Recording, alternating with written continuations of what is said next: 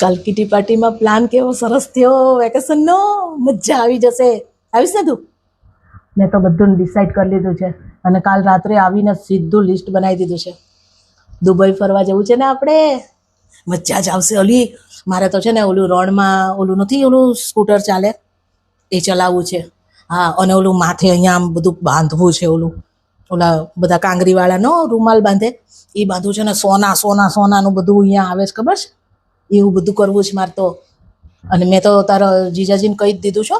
મેં કીધું 2-4 લાખ 2 લાખ કરી જ નાખજો. ગઈ છું તો મેં કીધું મારી બેનપણી જોડે બધાય ખરીદી કરતા હશે ને તો ખરીદી તો કરીશ જ બધાથી વધારે, મેં કીધું. હા, કેમ કે આપણો વટ પડવો જોઈએ. કપડાં એવા જ લેજો. અહીંયા તો બહુ ગરમી હશે એટલે એવા શિવલેશભાઈના લેજે, મજા આવશે. મસ્ત મસ્ત હો ને, લઈશ ને. ઓલી કાલે તું નો આવી ને એટલી મજા આવી ને. ઓલી કાગડી છે ને એને વરે બધી અરેન્જમેન્ટ કરી દીધી છે. હા, એણે ત્યાં છે ને મસ્ત વિલા રાખી દીધો છે, વિલા. હા, વિલા રાખ્યો છે. અને આપણે જેટલી 10-15 જેટલી જશું ને એણે કીધું બધાને સમાવેશ થઈ જશે. મેં તો એને કહી દીધું, મેં કીધું જો હું પલંગ ઉપર જ સૂઈશ, મેં કીધું હું નીચે બીચે નહીં ગોદડું નાખીને હોઉં, મેં કીધું, એટલે એ ધ્યાન રાખજો. હા, તો મને કે વિલામાં એ કે બધાના પોતપોતાના પલંગ હોય જ કે. મેં કીધું આ તો ઠીક, બાકી અહીં જેવું મેં કીધું ધર્મશાળા જેવું ના કરતા. હા, પછી ખબર છે ને ગઈ વખતે આપણે ગયા હતા ત્યારે કેવું એને વરે બધી અરેન્જમેન્ટ કરી, કેવું કર્યું હતું તને ખબર છે? હા, ઓલી ધર્મશાળા રાખી હતી એ કે 5 સ્ટાર હોટલ છે ને ગયા ને તો ધર્મશાળા હતી. હા, અને એમાં માકડ કઈડા બાપરે, હું તો ઢીમચા થઈ ગયા હતા. મેં તો અડધી રાત તો માકડ મારવામાં જ કાઢી હતી.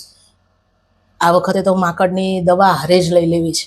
અને કેવું થયું હતું ખબર, રાત્રે પીવાનું પાણી નહોતું ને તે રાત્રે ગોતવા નીકળ્યા હતા બહાર.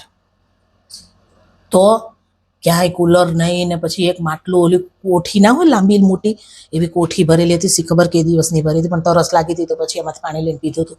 તો પછી મેં આ વખતે તો કાગડીને બધું યાદ દેવડાયું. મેં કીધું ગઈ વખતે તાર વરે અરેન્જમેન્ટ કરી હતી એવી આ વખતે નહીં કરે ને? તો કે ના ગઈ વખતે તો એક 5 સ્ટાર હોટલ જ રાખી હતી પણ છેલ્લી અણીએ કે એણે કેન્સલ કર્યું છે આપણું બુકિંગ.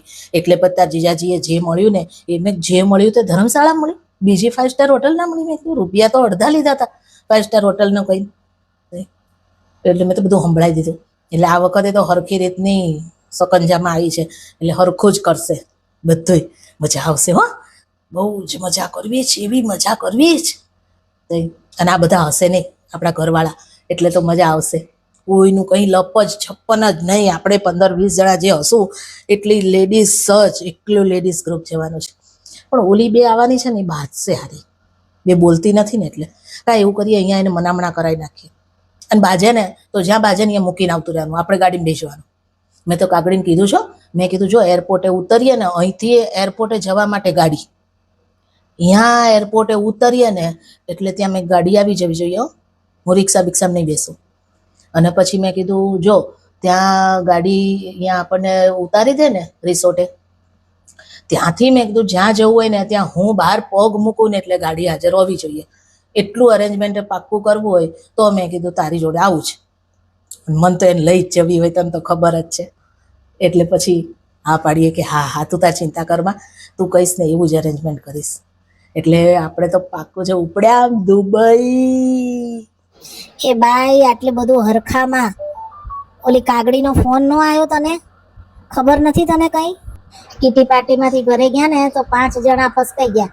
5 જણાનો ફોન આવ્યો તો મારે સાસુ બીમાર છે ને મારા વરને મજા નથી ને ઓલું કે મારા વરે ના પાડી ને ઓલું કે મારા છોકરાને વેકેશન ટૂંકું છે ને આવું બધું કહીને 5 જણા ફસકાઈ ગયા. અને બીજા 10નો મેસેજ આવ્યો, આઈ એમ આઉટ. પણ મેં તો તાર જીજાજીને કહી દીધું છે હું તો દુબઈ જવાની છું. અને મેં તો વળી રાત્રે મારા સગાવાલાને બધાને ફોન કરીને કહી દીધું કે આપણે ઉપડ્યા દુબઈ.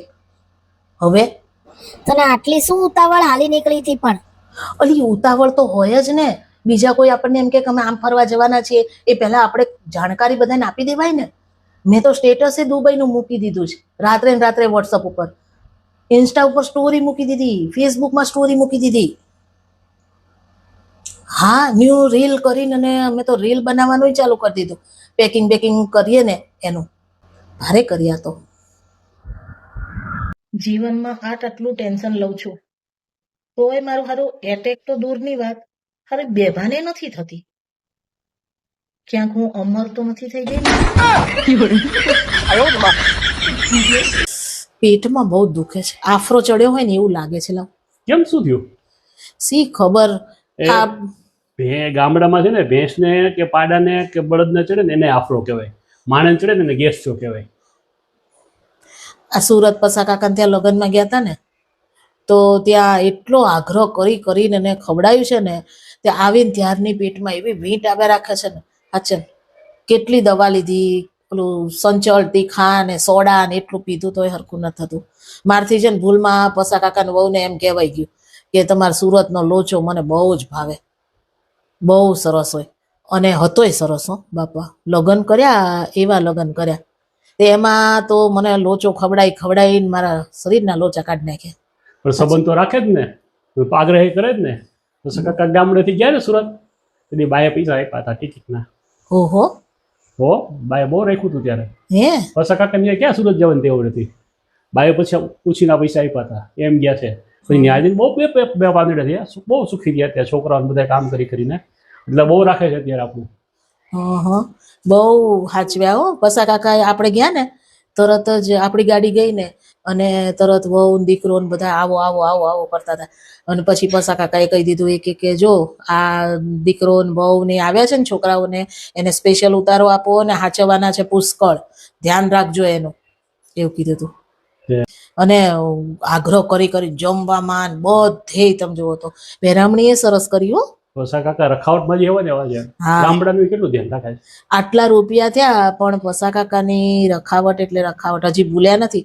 મને 2-3 વખત આ તમે કીધી ને એ જ વાત મને એમણે 2-3 વખત કીધી.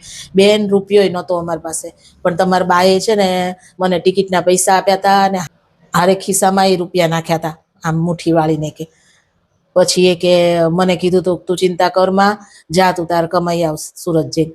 અને હું એ રૂપિયા લઈને સુરત આવ્યો તો એ કે, અને આજ જુઓ મારી જાહો જલાલી બેને કે બધું તમારા બાના લીધે છે. ભૂલ્યા નતા હો. મને સારા તો કર્મ હોય ને બધે ઉગે. આ છે ને કહેવત છે, ઘરનો રોટલો પારકે ખાવો, પારકે ગામ ખાવો. સાચી પેલા વાત છે. આપણા ગગિયા કહેતા હતા કે ઘરનો રોટલો મારે બહાર ખાવો છે. એટલે એનું શું કે તમારી ઘરે આવ્યા હોય ને તમે કોકનું રાખ્યું હોય ને તો કોક તમારું રાખે. ઠીક, અને અમે ખવડાવીએ જ છે. સુરત કોઈ આવે જઈને બધા સુખી થયા છે ને એ બધા છે ને રખાવટમાં કોઈ પાછા નથી પડતા હજી આજે. આપણા ગામને નહીં, આજુબાજુના ગામમાં એ બાની રખાવટ હતી એવી. તો તમારા બા મને જ કેમ નથી હાચવતા? તો નહીં સાચું તને ખબર નથી.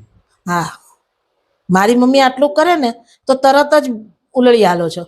તારા ઘરે ગયો તો તારી મમ્મી આમ કરે ને તારા ભાઈએ આમ કર્યું ને તારા પપ્પાએ આમ કર્યું, મંડાઈ જ જાઉં છો. તો એક ઓઢવા ચાદર જરાક નબળી આપી હોય ને તોય મંડાઈ જાઉં છું. અને અહીંયા તમારા બાનું તો આટલું નથી સાંભળતા, અને તમારા બા ગામ આખાને હાચવે છે. મારી વહુને કેમ નથી હાચવતા? મારી બા તને સાચવે પણ તને રહેતા આવડવું જોઈએ. તને રહેતા નથી આવડતું. એટલે વાંક બધો અમારો છે એમ? તમારા બાનો કઈ વાંક જ નહીં. વાહ વાહ વાહ. તારી મમ્મી છે ને હું જાઉં ને ત્યારે તને ખબર છે કે મારી હાઈટ વધારે છે તો ટૂંકી ચાદર જ આપે છે. મેં 2-3 વાર તો કીધું ખરું.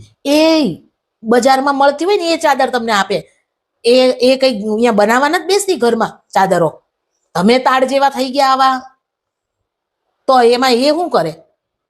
પણ તો કંઈક એવી વ્યવસ્થા કરવી જોઈએ ને લાંબી ચાદર ગોઠવાની. અને તમારા બાએ મને ઓઢવાનું નહોતું આપ્યું. હું અહીં આવીને કુંવારી અહીં આવી હતી ને રાત રોકાવા, ખબર છે? કંકુ પગલા પડવા આવી હતી, યાદ છે? મને ચાદર ઓઢવાની એ નહોતું પૂછ્યું નહોતું કે બેટા ઠંડી વાસે, ભલે ને ગરમી હોય તોય મને ઉનાળો હતો તો ઓઢવા ના જોઈએ માણસને, પણ પૂછવું તો જોઈએ, એટલીસ્ટ પૂછવું જોઈએ. ઉડીને જાવું તું કે ઈ તો કે સાલ ઉડીને જાવું તું કે અરે માણસને ટેવ હોય ઓઢવાનું તો. તું શિયાળામાં ઓઢતી નથી ને હવે ઉનાળાની વાતો કરતી. હું ઓઢું કે ના ઓઢું પૂછવાની ફરજ આવે છે. પૂછ્યું નહોતું મને ચાદરનું, એનો મને હજી રંજ છે. આપણે પસા કાકાની વાત કરતા હતા, સુરતની વાત કરતા હતા, ને ક્યાં ભૂગ્યા? તો તમે બાના વખાણ કરતા નહીં, બરોબર? એ પસા કાકા કરે બરોબર. હા, તે પસા કાકા બહુ સારું બોલતા હતા બાનું. હા, તો પછી મને થોડુંક અંદર બોલો થતું હતું, છે મેં કીધું બાનું બાનું બોલો માં, પણ પછી મેં કીધું હશે કર્યા તો હશે, તો પછી બોલે ને. તો ઈ કર્યું છે ને એટલે જ આપણને મળ્યું, સમજી? એટલે જ એટલા માનપાન મળે છે અત્યારે જાય છે. કઈ નહીં, લગ્ન તો માણી આયા ને સારી રીતે. 5 સ્ટાર હોટલમાં મળ્યા. બસ થઈ પછી લોચો ખાઈ લોચા નીકળી ગયા એ વાંધો નહીં. પેટ છે ને આપણું હતું, પારકું નહોતું. અને સુરતમાં છે ને સુરતનું જમણ અને કાશીનું મરણ બે વખણાય. એટલે આપણે છે ને ધ્યાન રાખીને ખવાય. સારું, હવે જઈશ ને તો ધ્યાન રાખીશ.